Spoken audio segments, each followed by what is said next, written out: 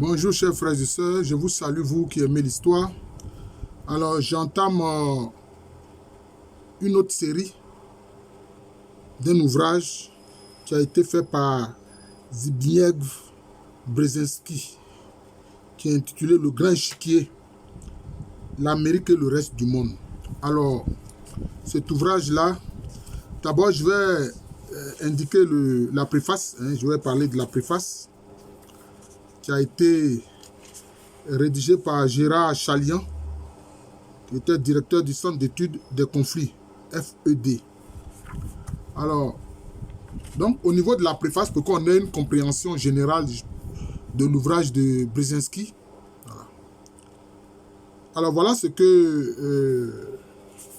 est écrit au niveau de la préface.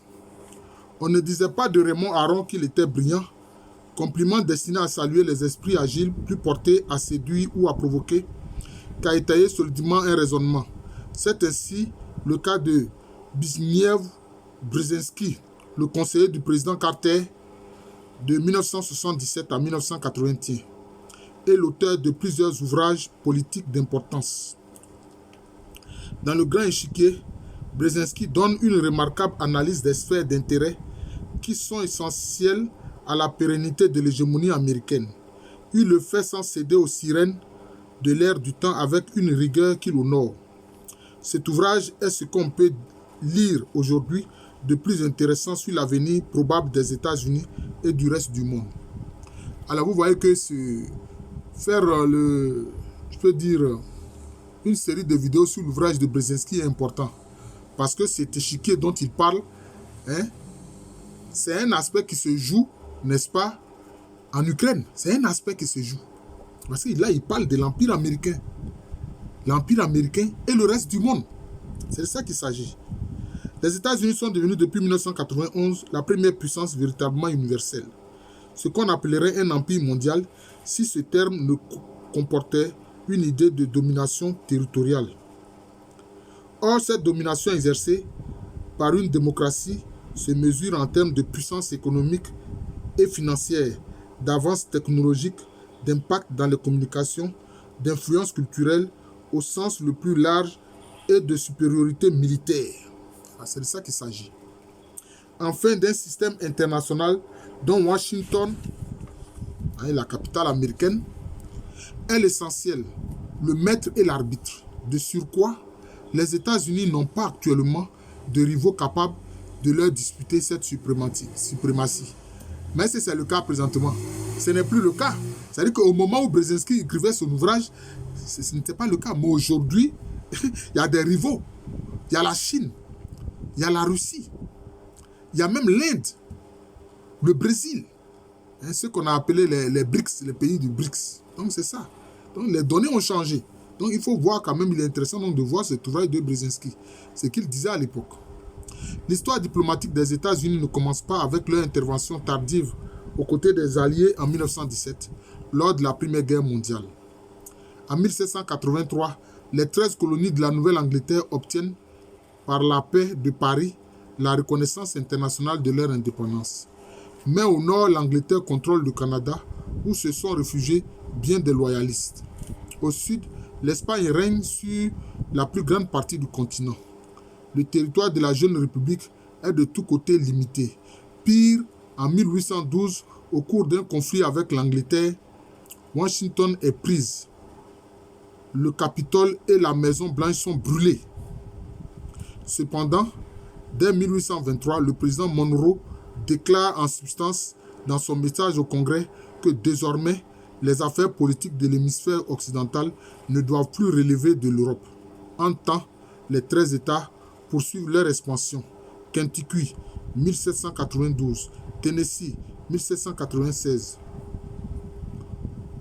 Ohio, 1803, Louisiane, 1812, que Napoléon avait vendu quelques années plus tôt, Indiana, 1816, Illinois, 1818, Missouri, 1821, Arkansas, 1836, Floride, 1847, acheté aux Espagnols. La poussée expansionniste mène bientôt à franchir le Mississippi et les Indiens seront progressivement repoussés ou éliminés. C'est de ça qu'il s'agit. C'est ça, ils les ont éliminés systématiquement. Bientôt, l'expansion se fait au détriment du Mexique. Tout d'abord au Texas, 1845, puis en Californie. Dès 1848, ce dernier État, ainsi que l'Arizona, le Nouveau-Mexique, le Nevada et l'Utah sont annexés, ainsi qu'une partie du Colorado. Donc vous voyez que c'est une expansion qui se fait par différents moyens, soit par achat de territoire, soit par les Indiens qui sont repoussés, les terres occupées, soit militairement face à d'autres États comme le Mexique, etc. Voilà. En 1854, le Commodore Perry somme le Japon de s'ouvrir aux échanges. Oui, ça, c'est l'expansion maintenant impérialiste vers l'Est. La marine américaine intervient en Chine en 1859 et en Corée en 1871.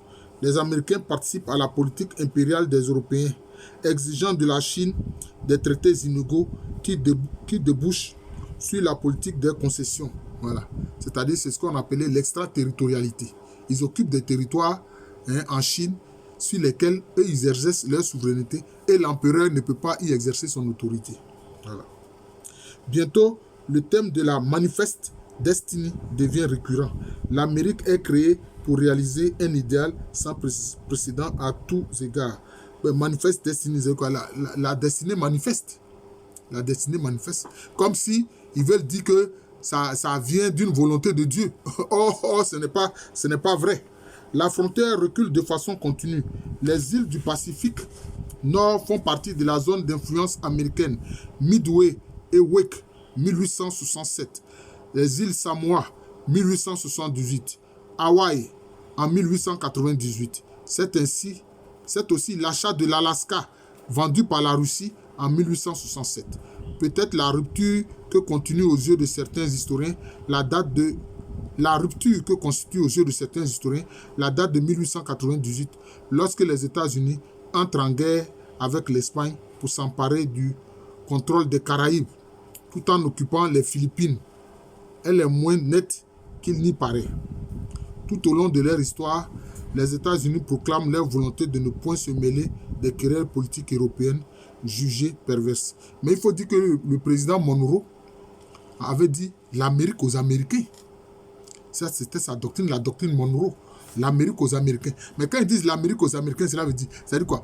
Tout le continent américain doit être contrôlé, dominé par les États-Unis. C'est ce que ça veut dire.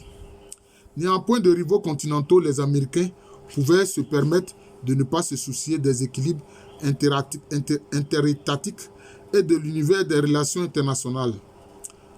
Le moralisme hérité des pères fondateurs transforme les guerres en croisades entreprises avec bonne conscience, confortées par un juridisme rigoureux. Bon, le mot croisade ici, je ne vois pas. Ce n'est pas bien à propos. Ce n'est pas bien à propos. Ils ne font pas ça pour convertir des gens. D'ailleurs, même, en quoi est-ce qu'aller faire la guerre aux gens va les convertir? Ça aussi, c'était une autre incongruité des chrétiens d'Occident. L'anti-impérialisme à l'égard des Européens, qui se manifestera aussi par l'anticolonialisme, s'accompagne pourtant chez les Américains d'un expansionnisme continu. Vous voyez, ils se font appeler Américains sur tout le continent américain, alors qu'on peut dire que tous les habitants des différents pays qui font partie du continent américain sont américains. Mais eux, ils se donnent spécifiquement le nom d'Américains au lieu de se donner le nom d'États-Unis. Voilà le problème. On n'aura pas de peine à tracer un parallèle avec la formation de la Russie, qui surtout à partir du XVIe siècle va conquérir progressivement par continuité territoriale son hinterland sibérien et par la suite les rives de la mer Noire avant de devenir au XIXe siècle une puissance coloniale. Pour ne pas dire une puissance impériale, je préfère. La guerre contre l'Espagne commence alors qu'une révolte des Cubains est durement brisée par les Espagnols. Les insurgés sont soutenus par une campagne de presse et l'explosion aux causes mal établies d'un cuirassé dans la rade de la Havane fournit le prétexte à l'intervention américaine. En 1964, un incident similaire est à l'origine de l'escalade aérienne contre le Nord-Vietnam. Bon. La victoire apporte aux États-Unis du président républicain Theodore Roosevelt la souveraineté sur Porto Rico, l'île de Guam, les Philippines et dépossède l'Espagne de ses dernières colonies. Cuba, qui fut le prétexte de la guerre, devient indépendant. Mais l'amendement Platt donne aux États-Unis un droit permanent d'intervention pour sauvegarder ses intérêts. Vous voyez, un pays indépendant et toi, Platt, qui est sans doute un homme politique américain, se donne le droit d'intervenir à Cuba comme il veut. Voilà le problème. Ce que les Cubains ont refusé jusqu'à aujourd'hui. La base navale de Guantanamo leur est cédée. La conquête des Philippines, 1899-1903, qui furent une colonie américaine jusqu'en 1945, s'avère difficile et la contre-insurrection américaine est exercée avec rigueur, tandis que les États-Unis continuent politiquement de tourner le dos à l'Europe en ce début du XXe siècle. Ils ont une présence active en Asie-Pacifique, notamment en Chine, politique de la porte ouverte. Et leur adversaire, plus particulièrement à partir de 1905, est le Japon.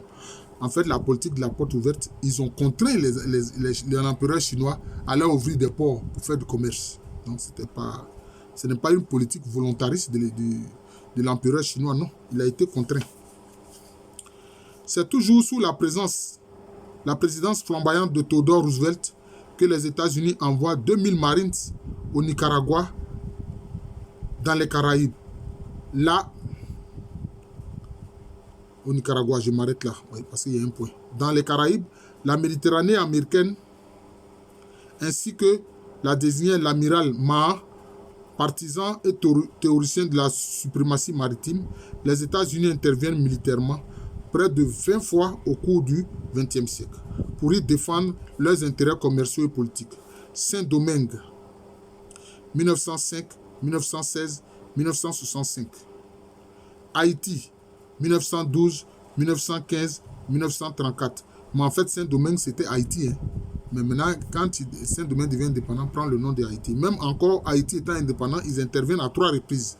En 1912, en 1915, en 1934. Vous voyez que tout au long de la naissance des 13 colonies, les États-Unis ne font que faire des guerres. Vous voyez, ils ne font que faire des guerres, c'est ça. Nicaragua, 1909, 1912, 1933. Cuba, 1906, 1917, 1921.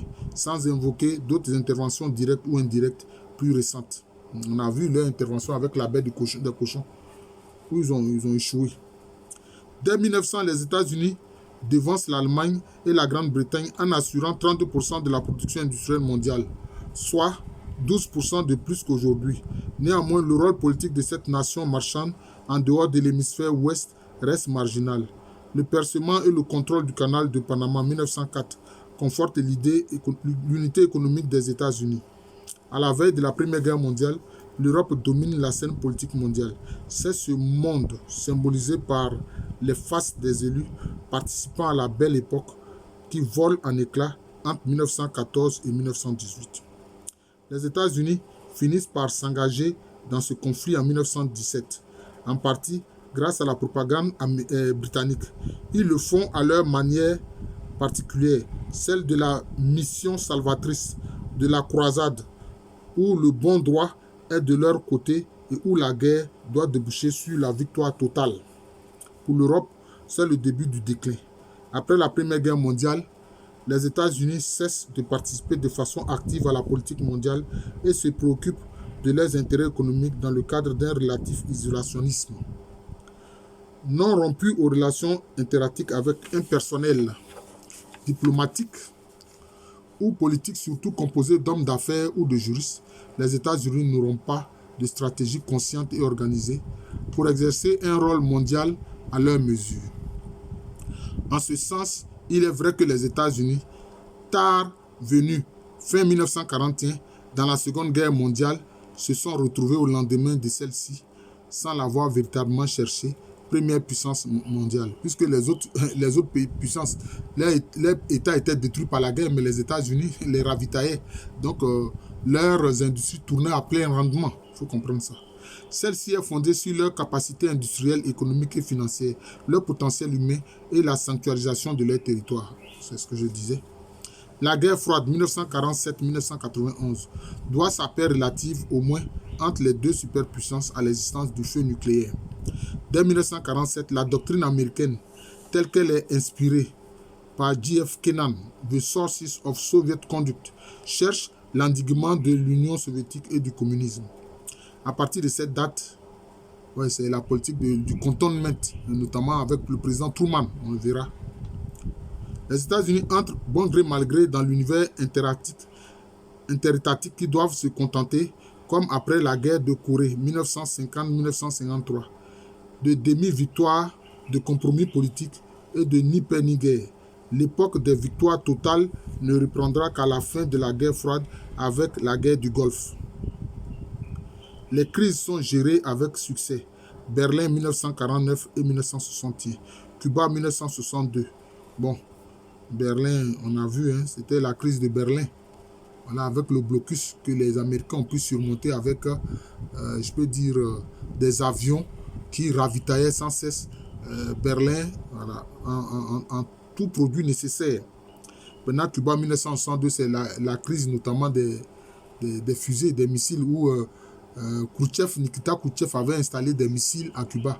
Et quand le président Fitzgerald John Kennedy a été informé, il a exigé que ces missiles-là soient retirés de Cuba. Sinon, il allait déclencher une guerre contre l'Union soviétique. Voilà. Aujourd'hui, ils installent leurs missiles aux portes de la Russie. Donc voilà le problème. Donc voilà que cette crise de Cuba 1962 peut éclairer un peu ce qui se passe aujourd'hui avec la guerre en Ukraine, la réaction vigoureuse notamment de la Russie. Tandis que, tant bien que mal, s'est instaurée grâce au nucléaire une coexistence pacifique. En temps, les États-Unis remportent des victoires éclatantes. Redressement de l'Europe occidentale grâce au plan Marshall, l'endiguement des visées russes au Moyen-Orient, la perpétuation du contrôle, à l'exception de Cuba et brièvement du Nicaragua, sur l'hémisphère ouest. Les résultats en Asie sont moins brillants. En 1949, la Chine devient communiste. Et si la guerre de Corée se termine par un compromis honorable, il n'en est pas de même de la guerre du Vietnam qui a un échec politique et psychologique. Et aussi, c'est un échec militaire. Il faut qu'ils disent, c'est un échec. Ce n'est pas seulement politique et psychologique, c'est militaire. On a vu comment ils ont quitté Saigon. C'est dans la précipitation que l'armée américaine a quitté Saigon. Comme on l'a vu récemment aussi à Kaboul, ils ont quitté Kaboul précipitamment. C'est comme ça. Pendant quelques années, entre 1975 et 1980, la politique étrangère américaine, sauf dans le conflit israélo-arabe, accord de Camp David en 1978, paraît moins dynamique que celle de son adversaire soviétique. Tour à tour, après la chute de Saigon, 1975, c'est ce que je disais, les États-Unis, qui depuis quelques années sont à apporter des missiles soviétiques et admettent depuis SALT I, 1972, ce sont les accords militaires, l'idée d'une parité en matière nucléaire subissent des reculs en Angola,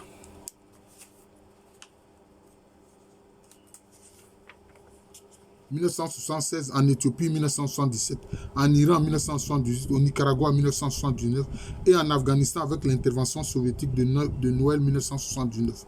Mais en Afghanistan, dans un premier temps, ils vont prendre leur revanche. Ils vont armer les Afghans, notamment les talibans, contre l'armée soviétique qui va battre en retraite, qui va fuir. Parce que les soviétiques vont perdre beaucoup de militaires dans la guerre d'Afghanistan. Et finalement, eux-mêmes, les Américains vont se retrouver face à ceux qu'ils ont aidés hier, c'est-à-dire les talibans. Mais derrière les succès diplomatiques des soviétiques, l'économie piétine et la contre-offensive idéologique entreprise par l'équipe Carter-Brzezinski avec pour thème les droits de l'homme commencent à porter ses fruits. Le gauchisme et l'anti-américanisme portent de leur virulence avec la révélation des exactions commises par les Khmers rouges. L'échec de la révolution culturelle chinoise, la grande voix de Solzhenitsyn, bientôt relayée par d'autres opposants tels Sakharov. La politique d'aide au contraste du Nicaragua entamée sous Carter se généralise avec Reagan et les Moudjahidines d'Afghanistan. Surtout, les plus islamistes d'entre eux sont de plus en plus solidement épaulés. Voilà le problème. Les contrastes au Nicaragua, c'était ceux qui luttaient contre le gouvernement qui se voulait socialiste au Nicaragua. Mais les contras, ils étaient financés comment? À travers l'argent de la drogue. Ah oui, à travers l'argent de la coca, de la cocaïne. Voilà le problème. C'est durant la guerre d'Afghanistan, après la disparition de Brejnev et d'Andropov, qu'apparaît Gorbatchev qui, entre 1985 et 1991, prend acte du retard de la stagnation économique soviétique et tente en vain de restaurer l'URSS et le parti qui en était l'expression. Sans j'en doute, Gorbatchev n'a pas cherché à restaurer l'URSS. Au contraire, quand il a parlé de Glasnost et puis de Perestroïka, c'était fini.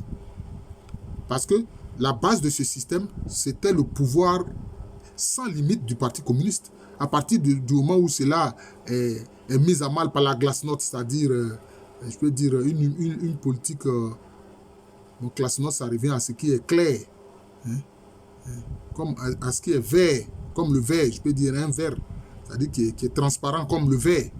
C'était un problème. Hein, c'était un problème. D'ailleurs, beaucoup de nostalgiques de l'Union soviétique ont considéré Gorbatchev comme un traître. C'est ça. La contestation polonaise confortée par Jean-Paul II, la montée, c'est-à-dire le pape Jean-Paul II, la montée des protestations en République démocratique allemande mène à la chute du mur de Berlin en 1989. En URSS, l'expression des nationalismes dans les pays baltes, Estonie, Lettonie, Lituanie et au Caucase, Arménie, Géorgie, Azerbaïdjan, contribue grandement à l'effondrement de l'Union soviétique et du parti qui en était l'armature en 1991. Je pense que il faut dire que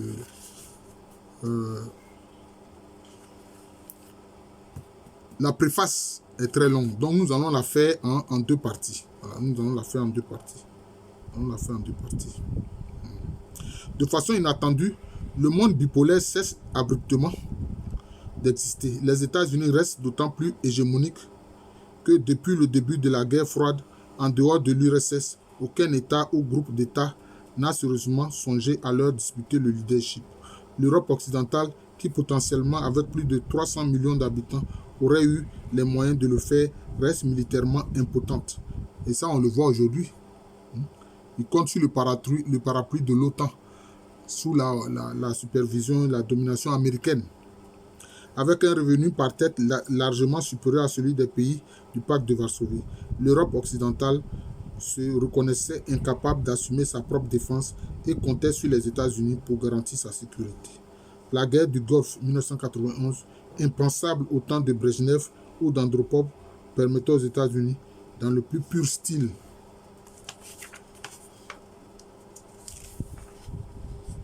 de la culture américaine, fondée sur la stratégie directe et confrontée par une supériorité matérielle absolue, de retrouver un prestige perdu au Vietnam et d'affirmer leur prééminence dans le cadre du nouvel ordre mondial.